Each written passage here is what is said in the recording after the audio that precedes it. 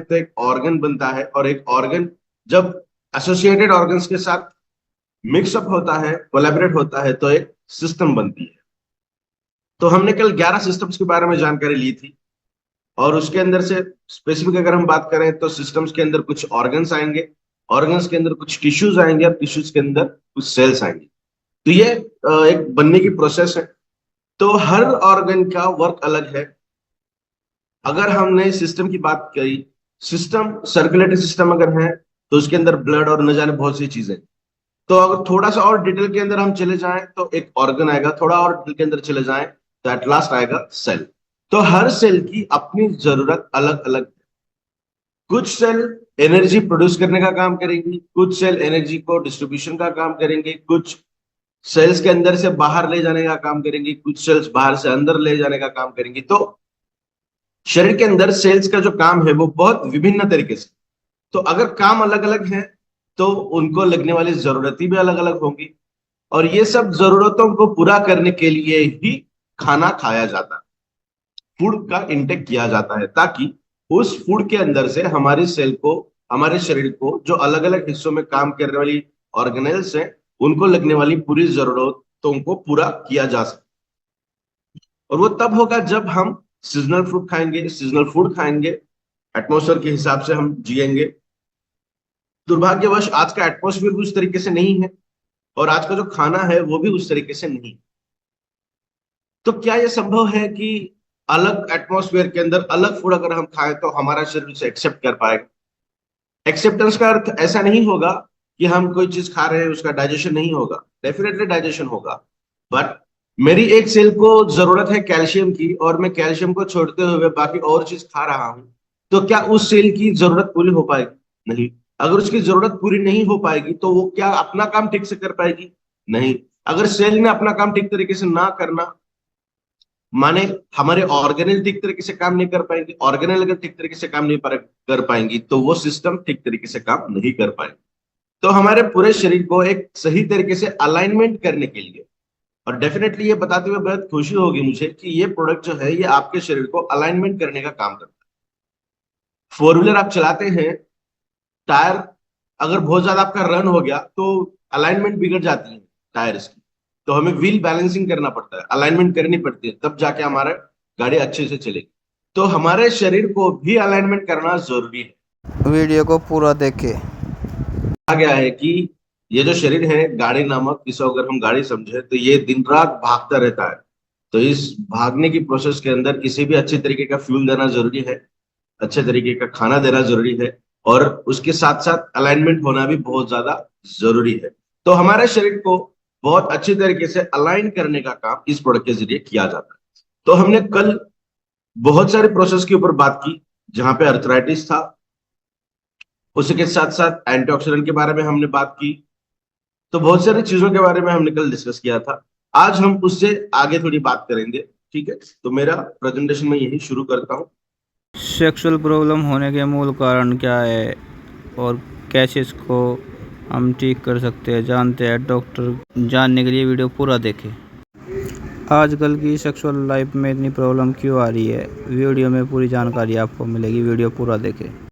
आप सभी जानते हैं आजकल की सेक्सुअल प्रॉब्लम इतनी बेकार हो चुकी है, और इसके मूल कारण क्या है, वीडियो में आपको सब कुछ जानकारी मिलेगी डॉक्टर विनय कुमार द्वारा। इरेक्टाइल डिस्फंक्शन के ऊपर हमने बात शुरू की थी। इरेक्टाइल डिस्फंक्शन बहुत मेल्स के अंदर पाया जाने वाला एक, क्या कहेंगे, लाइफस्टाइल ओरिएंटेड डिसऑर्डर ही कहेंगे इसे। नेचुरली तो हमारे शरीर के अंदर हर प्रोसेस चलती रहती है। मेल्स के अंदर अगर हम स्पर्म की बात करेंगे या फिर विगरस वायरेटिलिटी की बात करेंगे, तो ये एक प्रोसेस है जो हमेशा निरंतर तरीके से चलती रहती है। ठीक है ना?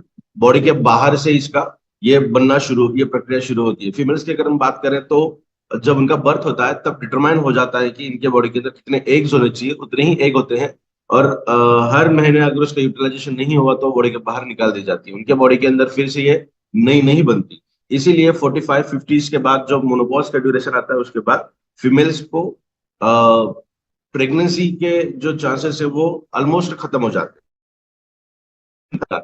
बट मेल्स की ऐसी बात नहीं नहीं है। इसका मतलब क्या कि मरते दम तक हमारे शरीर के अंदर ये जो प्रोसेस है ये बनने की शुरू रहती है। तो नेचुरली तो हमारे बॉडी के अंदर हर प्रोसेस अच्छे से ही है, अगर इसे ताम्र बनाना है तो। बट जैसे जैसे एज हमारी बढ़ने लगी है, 20 30 30 35 साल के बाद ही हम ये दिक्कतें शुरू हुई। बहुत सारे लोग ऐसे हैं, मेरे स्टूडेंट्स की मैं बात करूं, जब हम रिसर्च के दौरान बात करते हैं, बायोलॉजी है तो हमें हर चीज के ऊपर उतना टेक्निकल और उतना डीपली बात करना ही पड़ता है। तो जो ग्रेजुएशन पोस्ट ग्रेजुएशन के बच्चे हैं उनके अंदर भी कॉन्फिडेंस, स्ट्रेंथ, ये सब चीजों की दिक्कतें दिखी जाती हैं। और जब हम एनालिसिस करते हैं तो टेस्टोस्टेरोन का जो लेवल उनके शरीर के अंदर है वो भी बहुत कम मात्रा में पाया जाता है। तो टेस्टोस्टेरोन तो बहुत ज्यादा इंपॉर्टेंट है, बहुत ज्यादा जरूरी है हमारे शरीर के अंदर। नेक्स्ट जनरेशन को लाने के लिए भी आज थोड़ा सा समय हमारे पास है इस प्रोसेस को बात करने के लिए, तो थोड़ा सा डिटेल बात करेंगे इसके ऊपर। देखिए, स्पर्म जब फ्यूज्ड होता है एग्स के साथ तब जाके फर्टिलाइजेशन होता है, कोई गर्भ बनता है। बट जब स्पर्म की क्वालिटी ही ठीक ना हो और जब फर्टिलाइजेशन होगा, स्पर्म की क्वालिटी और फर्टिलाइजेशन का कोई लेना नहीं है, कोई भी लेना देना नहीं है। काउंट सही मात्रा में अगर है तो फर्टिलाइजेशन डेफिनेटली होगा। तो काउंट एक अलग चीज है, स्पर्म काउंट अलग अलग चीज है, और क्वालिटी एक बहुत अलग चीज है। अगर उसकी क्वालिटी अच्छी तरीके से बनानी है तो आपको बहुत हेल्दी खाना खाना पड़ेगा ही पड़ेगा। आमतौर पे देखा जाता है कि स्पर्म की क्वालिटी को ओवरकम करने के लिए, बढ़ाने के लिए ड्राई फ्रूट्स का सेवन ज्यादा किया जाता है। ड्राई फ्रूट्स के अंदर बहुत सारे ऐसे एसेंस होते हैं जो हमारे स्पर्म की क्वालिटी को बहुत अच्छा बनाते हैं। और ये बताते हुए बहुत खुशी होती है मुझे कि ईबैटोरियम के प्लेटफॉर्म पे हिबारिज मोर पर जो प्रोडक्ट है, इस प्रोडक्ट के अंदर almost, I am talking about almost 90% से भी ज्यादा इंग्रेडिएंट ऐसे हैं जो हमारे बॉडी को स्ट्रेंथ देने का काम करते हैं। इसका मतलब ऐसा है क्या कि कोई और न काम नहीं करेंगे? अब तक तो हमने हर काम को देखते ही आए हैं और जानबूझ के इस एक पर्टिकुलर सब्जेक्ट को हमने एट लास्ट रखा, ताकि आपको यह समझ में आए कि ये प्रोडक्ट ओनली इरेक्शन के ऊपर काम नहीं करता, ये तो बहुत काम करता है, साथ साथ इसके ऊपर भी काम करता है। ठीक है। तो क्वालिटी को, स्पर्म की क्वालिटी को मेंटेन करने के लिए बहुत सारी चीजें लगती हैं और उसको पूरी तरीके से स्ट्रेंथ देने का काम इस प्रोडक्ट के जरिए किया जाता है। अगर मैं ये कहूं आपको कि दो हेड वाले स्पर्म्स हैं, दो हेड वाले स्पर्म हैं, तो हाफ ऑफ द डीएनए यहाँ पे खराब है, हाफ ऑफ द डीएनए यहाँ पे खराब है, और वो फर्टिलाइजेशन के अंदर चला गया, तो क्या सही मायनों में फर्टिलाइजेशन ठीक होगा? या फिर जो बच्चा होगा आगे चलकर का वो बहुत अच्छी तरीके से बनेगा? डेवलपमेंटल स्टेजेस के अंदर ना जो भी दिक्कतें आती हैं उसका contributing factor most probably sperms and eggs ही होते हैं। और उसके बाद 3 महीने के बाद या फिर पहले 3 महीने के अंदर अगर फीमेल ने खुद का ख्याल अच्छे से रखा तब तो कोई दिक्कत नहीं आएगी आगे, वो तो फिजिकल पैटर्न्स हो गए, फिजिकल अपीयरेंस हो गए, वो चीज अलग। बट जब फर्टिलाइजेशन होता है तो एग्स एंड स्पर्म्स के लिए ये उनकी क्वालिटी अच्छी रहना बहुत ज्यादा जरूरी है। तो ये प्रोडक्ट उनके क्वालिटी के लिए तो बहुत बेहतरीन तरीके से काम करता ही है। हमने उसकी रीजंस भी देखे थे कि इरेक्शन के लिए क्या क्या दिक्कतें आती हैं, that is for the dysfunction. तो stress, anxiety, depression, migraine, diabetes, heart rate समस्याएं, अस्थमा, रेस्पिरेटरी प्रॉब्लम्स, ये सब चीजें हैं। रिलेशनशिप, वो भी एक बहुत बड़ा फैक्टर इसके अंदर कंट्रीब्यूटिंग है। तो ये प्रोडक्ट ना, देखिए जैसा हमने ब्रेन के ऊपर बात की थी, न्यूरोलॉजिकल के ऊपर बात की थी, इसका मतलब कि ये आपके हार्मोन को सही तरीके से बैलेंस करने का काम करेगा, रेगुलेट करने का काम करेगा। आपके अगर हार्मोन्स ठीक तरीके से काम करने लगे तो एंजाइटी, स्ट्रेस, डिप्रेशन, माइग्रेन, ये सब चीजें तो बहुत अच्छे से बॉडी से बाहर निकल जाएगी। इसका मतलब आपका ब्रेन उन सब चीजों को उतना पॉजिटिवली अट्रैक्ट नहीं कर पाएगा। ये सब चीजें क्यों होगी? जब हमारे थॉट प्रोसेस गलत है, जब हमारे हार्मोनल इम्बैलेंस की चांसेस है। तो अगर हार्मोन्स का रेगुलेशन ठीक तरीके से होने लगा तो ये सब चीजें बॉडी से थोड़ी सी बाहर होती है। वो एक प्राइम दौर है कि आपको क्या करना है, आपको क्या फोकस करना है। देखिए, ब्रेन की जब हम बात करते हैं तो साइकोलॉजिकल फैक्टर्स भी बहुत इंपॉर्टेंट रोल प्ले करते हैं। आपकी सोच क्या है, आप क्या सोचते हो? आपको अगर हमेशा इस तरीके से लगे कि यार मैं ही सबसे दुखी हूं, मुझे ही सब ये दिक्कतें होने लगती हैं, तो किस तरीके से आपके हार्मोन्स के चेंजेस हो पाएंगे, आप बताइए। तो जब एक एक डेफिनेटली ये प्रोडक्ट यूज करने के बाद ना आपको वो एक फीलिंग आएगी कि यू आर कॉन्फिडेंट, नहीं मैं ये कर सकता हूँ। और उस प्रोसेस को अगर आप निरंतर तरीके से काम में लाओगे ना तो डेफिनेटली आप ब्रेन न्यूरोलॉजिकल रिलेटेड या ब्रेन रिलेटेड हर समस्या से बाहर निकल सकते हो। और इसके बहुत सारे टेस्टिमोनियल्स हमारे पास ऑलरेडी है। तो ये बात करेंगे कि इरेक्शन को बढ़ाने के लिए या फिर सेक्सुअल स्ट्रेंथ को बढ़ाने के लिए एक सिल्डेनाफिल सिट्रेट नाम का ड्रग यूज किया जाता है, और मोस्ट एक iconic example for that drug is Viagra.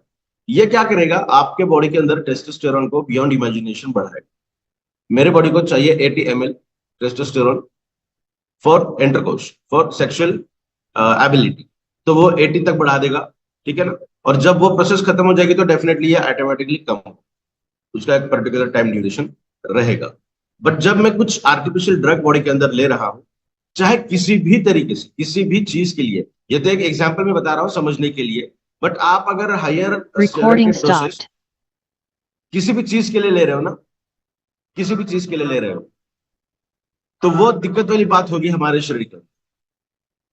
वो क्या दिक्कत करेगी कि हमारा जैसे इस एग्जांपल के तौर पे हम देख रहे हैं, मुझे चाहिए 80 और मैंने कोई drug Recording in artificial drug मेरे progress. बॉडी के अंदर लिया है स्टेरॉइड, वो बियॉन्ड इमेजिनेशन बढ़ा देगा। वो 80 से हो सकता है 100, 120, 140 लेकर जाएगा। मेरा ब्रेन 80 तक ही कंट्रोल कर पाता है, वो अगर उससे ज्यादा चला गया तो किस मायने में उसे कम करेगा। कब कब करेगा, जब उसको 80 की लेवल आएगी तब उसको पता चलेगा कि यार मेरे कंट्रोल में तो उसको मुझे नीचे लाना है। उसे अगर ज्यादा चला जाएगा तो ब्रेन के पास वो एबिलिटी नहीं है कि वो उसे कम कर पाए। अगर वो एबिलिटी रहती तो किसी भी ड्रग का, किसी भी स्टेरॉइड का हमारे शरीर के ऊपर कोई भी साइड इफेक्ट ना रहता। बट दुर्भाग्यवश हमारा ब्रेन उस पर्टिकुलर चीज के ऊपर कंट्रोल नहीं कर पाता, because that is not natural, वो आर्टिफिशियल है। उसे हम बाहर से ऐड करके दे रहे हैं ताकि हमारी बॉडी बियॉन्ड इमेजिनेशन से आगे काम करे। देखते ना, कोई एथलेटिक है वो स्टेरॉइड का सेवन करते हैं, उनको 1 किलोमीटर भागना है और नेचुरल तरीके से वो उनकी बॉडी वहां तक थक जाती है, अगर वो स्टेरॉइड लेते हैं तो 2 किलोमीटर तक भी वो उसी तरीके से भाग पाएंगे, है ना। तो ये जो दिक्कतें हैं ना, इसको ओवरकम करने के लिए बहुत सारा साइंस ने बहुत सारी तरक्की की, और मुझे बहुत प्राउड फील होता है पर्टिकुलर इस चीज के लिए। जो हमारा प्रोडक्ट है वो बहुत बेहतरीन तरीके से काम करता है। चाहे किसी भी तरीके की सेक्सुअल डिसेबिलिटीज हो मेल्स के लिए, हार्मोनल का कंटेंट कम होना, स्पर्म की मोटिलिटी, स्पर्म का काउंट, स्पर्म की क्वालिटी, सीमेन का जो थिकनेस है, वो हर तरीके से सेक्सुअल डिसेबिलिटीज के लिए ये प्रोडक्ट काम करता है। बिकॉज फिर से मैं ये कहूंगा कि स्पर्म को क्वालिटी के लिए अलग चीजें लगेंगी, उसके मोटिलिटी, मोटिलिटी का मतलब होता है उसका माइग्रेशन, जिस तरीके से वो आगे बढ़ता है, उसका जो टेल है वो इस तरीके से घूमता है और उस तरीके से घूमने के बाद ही स्पर्म आगे मूव करता है, तो वो घूमने के लिए अलग लगेगा चीज, मोटिलिटी जिसे हम कहेंगे। थिकनेस बढ़ाने के लिए अलग चीज लगेगी। तो क्या यह संभव है कि आप पर्टिकुलर आपका क्या कहेंगे हम, एनालिसिस किया जाएगा और एनालिसिस के बाद ये पता चले क्वालिटी के लिए ये 2-4 प्रोडक्ट खाइए, इंग्रेडिएंट खाइए, मोटिलिटी के लिए 2-4 इंग्रेडिएंट खाइए, स्ट्रेंथ के लिए ये 2-4 इंग्रेडिएंट खाइए, एक्साइटमेंट लेवल को बढ़ाने के लिए अलग से वो चीजें खाइए, तो क्या संभव है? बिल्कुल भी संभव नहीं है। और इसीलिए कॉम्बिनेशन जो हम यहाँ पर लेकर आए हैं वो बहुत बेहतरीन तरीके से काम करता है। That is a formulation of is more power, और ये बहुत बेहतरीन तरीके का फॉर्मुलेशन है जो आपके बॉडी के अंदर जाने के बाद at the same time motility के ऊपर काम करेगा, स्पर्म की थिकनेस के लिए काम करेगा, उसके क्वालिटी के लिए काम करेगा, उसके माइग्रेशन के लिए काम करेगा, थिकनेस के लिए काम करेगा, और डेफिनेटली जो आफ्टर इंटरकोर्स जो साउंड स्लीप होनी चाहिए ना, नेचुरल तरीके से वो होती है। नेचुरली जब इंटरकोर्स होता है तो उसके बाद हमारे बॉडी के अंदर एक अलग तरीके का प्लेजर रहता है जो हमारे नींद के लिए जरूरी है, और हमारे बहुत अच्छी नींद होती है और सुबह आप बहुत अच्छी तरीके से फ्रेश उठोगे, बिकॉज ये जो प्रोसेस है ये पूरे हार्मोनल गवर्न प्रोसेस है। हम इस पर्टिकुलर प्रोसेस के ऊपर ज्यादा डीपली बात नहीं कर पाते क्योंकि हमारा एक सामाजिक बैरियर, एक सोशल बैरियर हमारे लिए। बट अगर हम इसे थोड़ा सा साइंटिफिक समझने का प्रयास करेंगे ना, तो ये हार्मोन्स रिलेटेड चीजें हैं, और हार्मोन का कंट्रोलिंग अच्छा अगर हुआ तो आप ये प्रोसेस के बाद बहुत अच्छा और बेटर फील करोगे, बहुत रिफ्रेशिंग फील करोगे। बट पर्टिकुलर इस प्रोसेस के लिए अगर आप किसी आर्टिफिशियल चीज का इस्तेमाल करोगे तो आपको आफ्टर प्रोसेस आपको headache, body pain, higher acidity और नो साउंड स्लीप, जो गहरी नींद हम कहते हैं ना, वो बिल्कुल नहीं रहेगी, और दूसरे दिन भी आपको इसके साइड इफेक्ट देखने मिलेंगे। अगर ये चीज होने लगी है तो इसका मतलब वो आपके लिए कहीं ना कहीं खतरनाक साबित हो सकती है। तो इज मोर पावर इसके लिए बहुत बेहतरीन तरीके से वर्क करता है, इसके भी बहुत सारे रिजल्ट हमारे पास ऑलरेडी प्रेजेंट। तो इसके बारे में भी हम कल बात कर रहे थे कि एक्साइटमेंट, आज टेस्टोस्टेरोन की मात्रा कम रहना ये और एक चीज बताती है कि मेंटेलिटी को या फिर ब्रेन को सेक्सुअल एक्साइटमेंट महसूस ही नहीं होती, वो अट्रैक्शन ही महसूस नहीं होता। वो फीलिंग ही महसूस नहीं होती। ये सिर्फ मैं सेक्सुअल की बात नहीं करता हूँ, हर चीज के लिए जो अट्रैक्शन होना चाहिए, मेरा अट्रैक्शन है मेरे रिसर्च के लिए, मेरी पढ़ाई के लिए, मेरे रीडिंग के लिए। अगर मेरा माइंड